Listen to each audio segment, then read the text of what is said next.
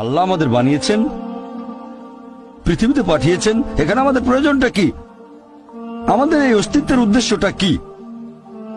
আল্লাহ এর উত্তরে বলেছেন সূরা মুলক অধ্যায় নম্বর 67 আয়াত নম্বর 2।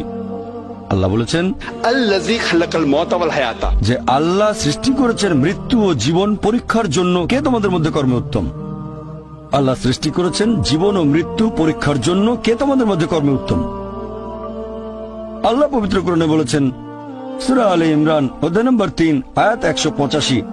আল্লাহ বলেছেন কুল্লু নাফসিন যায়কাতুল মউত, প্রত্যেক জীব মৃত্যুর স্বাদ গ্রহণ করবে, আর চূড়ান্ত বিচার হবে রোজ কিয়ামতের দিনে। যাকে সেদিন দোজখ থেকে রক্ষা করা হবে আর বেহেশতে দাখিল করা হবে, সেই পৃথিবীর উদ্দেশ্য অর্জনে সফল কাম। কারণ এই পার্থিব জীবন ছলনাময় ভোগ ব্যতীত আর কিছুই নয়।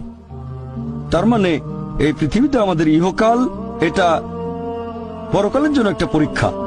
যদি আল্লাহ সুবহানাহু ওয়া তাআলার আদেশগুলো মেনে চলেন, তাহলে পরকালের জীবনে বেহেশতে যেতে পারবেন, আর আদেশগুলো না মানলে বেহেশতে যেতে পারবেন না, দোজখে যাবেন। তাহলে এই জীবন আমাদের অস্তিত্বের পেছনের উদ্দেশ্য। আল্লাহ বলছেন পরকালের জন্য পরীক্ষা।